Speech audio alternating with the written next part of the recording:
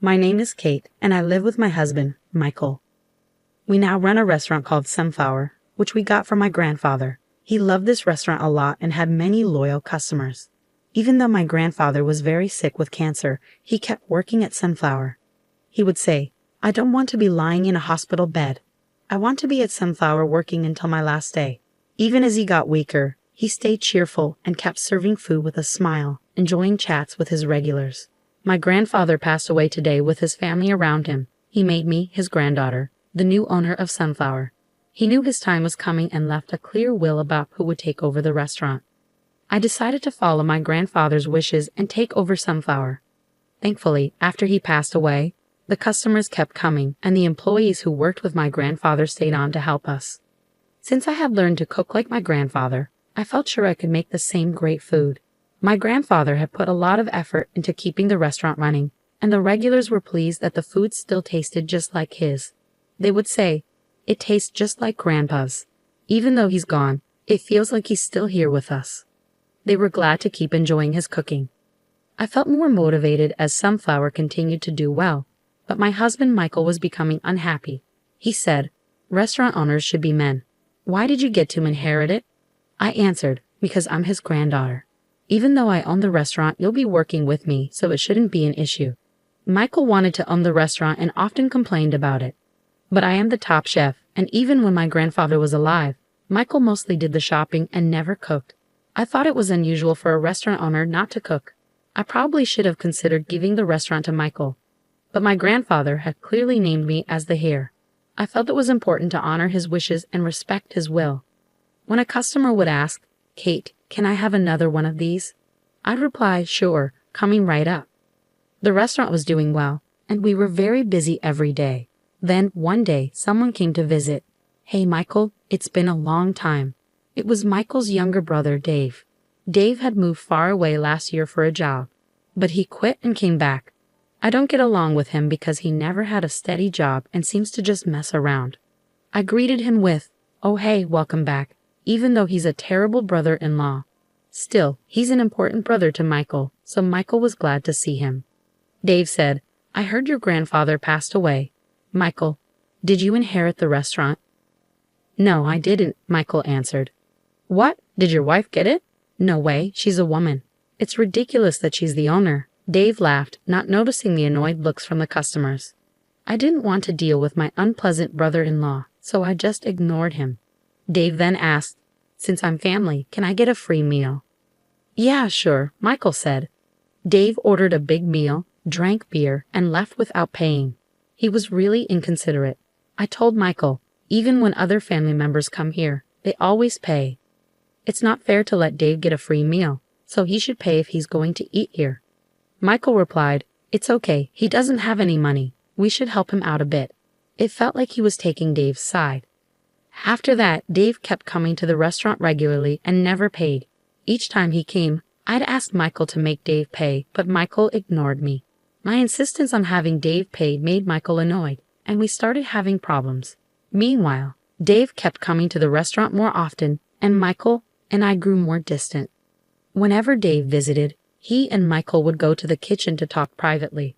I suspected they were talking about me, but I acted like I didn't care and kept working. Dave would glance at me while chatting with Michael. One day, Dave asked, "Is there any way you could own the restaurant?" Michael replied, "My wife is the owner." Dave said, "The restaurant's location is great and there are many customers. Why don't you take over and keep all the profits? It must be tough having your wife as your boss, right?" Michael admitted, "Well, yeah." Dave wanted to take over Sunflower and was plotting with Michael to make it happen. While Michael and I weren't getting along, Dave was trying to get Michael on his side. Michael asked, "But how could we take over the restaurant?" Dave said, "I have an idea." Michael and Dave started making plans in secret. Michael agreed to Dave's idea and decided to go ahead with it. The next day was supposed to be the restaurant's closing day. Michael left early and I was left alone. Even though it was my day off, I remembered the kitchen needed cleaning. I went to the restaurant to clean, but when I arrived, I found the door was already open. I thought I had forgotten to lock it the night before. I went inside and saw Michael and Dave there. I asked, surprised, "You're here?" Michael smirked and said, The door was open. I replied, "But today is a closed day. Why are you here?" They both had smirks on their faces as if they were plotting something. Michael then said, "I need to talk to you. Since you inherited this restaurant, I don't like how you've been acting all high and mighty." "I wasn't acting that way," I replied. "Yes, you have been," Michael insisted. "Don't you agree?" Dave chimed in, "Yes, you are acting that way. You're feeling great because the restaurant is doing well and making money." I was getting more annoyed and angry. They were talking to me like I was stupid. While I was fuming, Michael started laying out documents on the table. "I don't like your attitude. I can't take it anymore. Let's get a divorce," he said. The documents were already filled out divorce papers. I was stunned by how sudden it all was. "What do you mean by this?" I asked, feeling upset and confused. The first thing I thought about was what would happen to the restaurant. I only have a few employees, and running it alone after a divorce would be really hard. This was all too sudden for me to handle. "It will be tough for me to keep running the restaurant if we get a divorce," I said.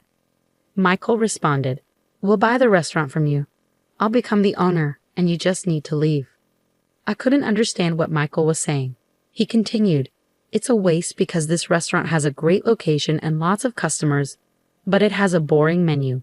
We plan to revamp it." "Yes, so just sign the divorce papers and leave." Their words didn't make sense to me, and I was in shock. "This is the restaurant my grandfather ran for years. We're making a good profit. We should keep it as it is for our customers." Michael said, "That means you won't change or improve the restaurant and it will go out of business soon. We don't want that, so I'll run it for you." No matter what I said, Michael didn't listen. I was convinced that Dave had influenced him. "All right, I'll buy the restaurant for your asking price. I'll make the money soon enough, so I don't care about the amount," Michael said. I couldn't tolerate their arrogance any longer. "Fine, I'll sell it for $500,000. Just give me 2 weeks to prepare the divorce papers and a contract. Don't come to the restaurant during those 2 weeks." They were thrilled that I agreed to sell. They didn't realize that I was giving in so easily because of their selfishness, only thinking about their own gain. I managed to run the restaurant by myself until it was time to hand it over. A customer asked, "Hey, where's your husband?" I replied, "We're actually getting a divorce." "Why so sudden? Are you going to run Sunflower all by yourself?" "No, my husband is buying the restaurant. I'll be leaving in 2 weeks."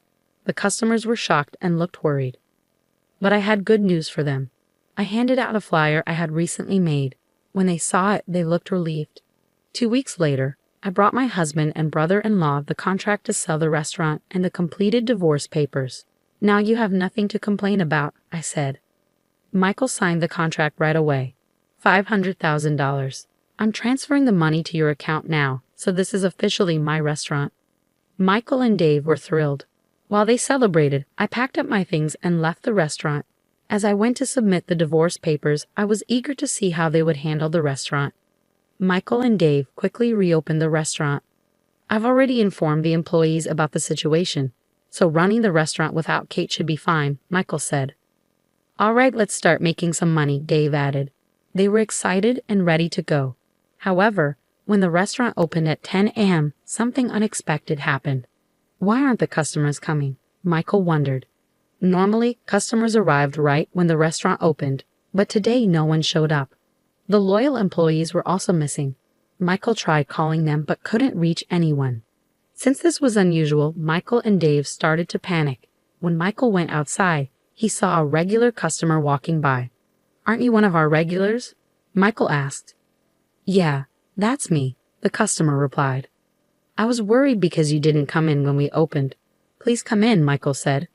"But I heard your wife quit," the customer said. "I used to come here for her cooking. If she's not here, I don't have a reason to eat here anymore." "Don't say that. Don't worry, we'll make you a delicious meal," Michael insisted, trying to push the customer into the restaurant. The customer reluctantly went inside and looked at the new menu. "What's with this menu?" the customer asked. "Since I'm the new owner, I've updated all the menus," Michael explained. The menu was completely different from what was originally offered at Sunflower. It featured exotic dishes with names that were hard for customers to understand, which made them less eager to order. "Okay, I'll have the steak," the customer decided. "Coming right up," Michael said. Michael and Dave started cooking with enthusiasm. Since the customer had never seen Michael cook before, they weren't expecting much. "Why is it taking so long?"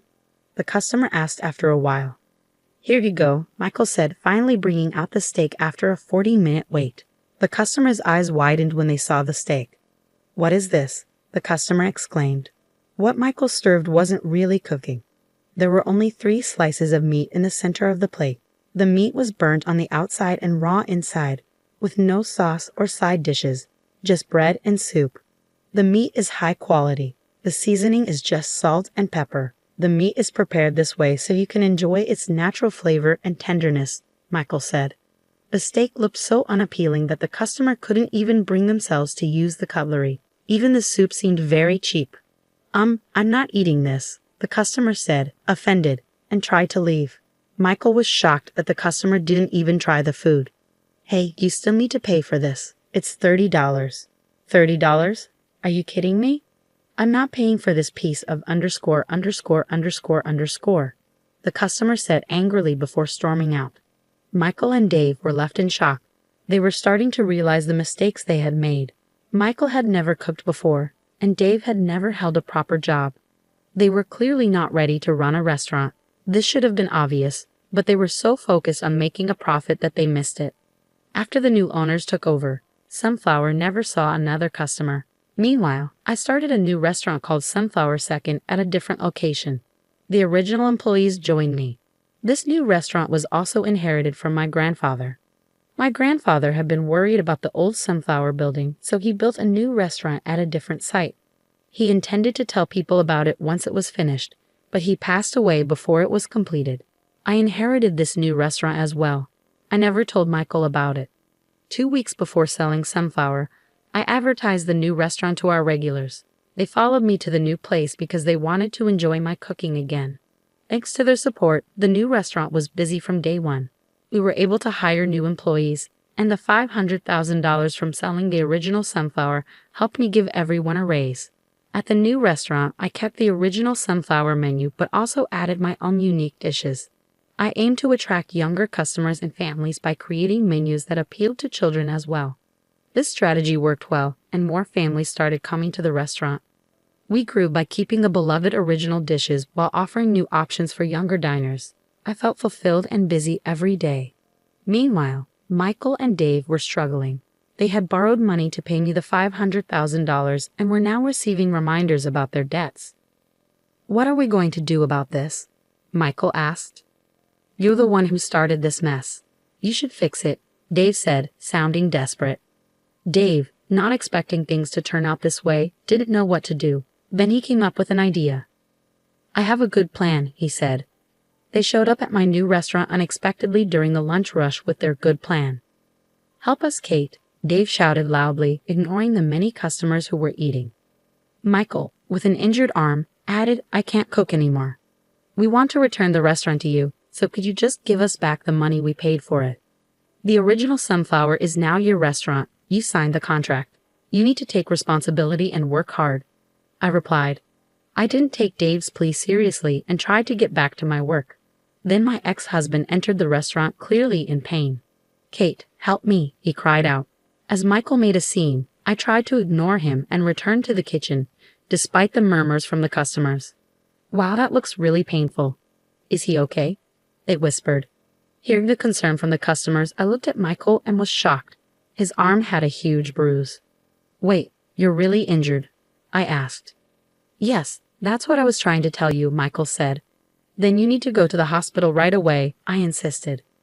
I quickly called a cab and sent Michael to the hospital.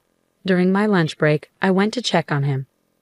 When Michael came out of the hospital, he seemed to have just finished his examination. When I tried to ask him what had happened, he and Dave turned away from me and ran off. Feeling uneasy, I approached the hospital reception. "I think a man named Michael was seen here for an examination a few minutes ago. Has it been completed? I'm here to pick him up." "Let me check that for you," the receptionist said. I tried to find out why Michael was injured using his name at the hospital, but the receptionist looked confused. "Sorry, there's no record of a man named Michael visiting for a checkup." "Maybe he went to another hospital," she said. Michael had never had a checkup before. Realizing they were trying to hide something, I quickly went after them. After driving for a few minutes, I spotted Michael and Dave walking. I stopped my car and grabbed Michael's arm. "I knew it," I said. I looked at his arm and noticed the bruise was gone. Michael and Dave tried to run, but I held on firmly. Seeing my angry face, they stopped trying to escape. "Why is the bruise gone? You're not really injured, are you?" I asked. Michael sighed and admitted, "I didn't realize running a restaurant would be this hard. No customers are coming to the original Sunflower, so we're not making any money and can't pay off our debt. I pretended to be injured to avoid working, hoping you'd give us back the money." "Wow, I can't believe this. I can't believe you tried to deceive me with such a childish lie," I said. I released his arm. "From now on, stay out of my life. That restaurant is yours to deal with." With that, I got back in my car and drove away, feeling disappointed as I glanced at them in the rearview mirror. Michael and Dave quickly put Sunflower up for sale. They likely hoped to sell it to pay off their debts, but the building was quite old, making it hard to find a buyer. They worked around the clock, struggling with mounting debt reminders. They got what they deserved because they let greed and selfishness lead them away from what truly mattered. Meanwhile, my new restaurant is thriving more than ever, and our profits have doubled. A longtime regular customer asked to be trained by me, so now I have an apprentice. To ensure they don't become like Michael, I teach them that running a restaurant is hard work and requires dedication. I'm committed to working hard to keep my grandfather's legacy alive for many years to come.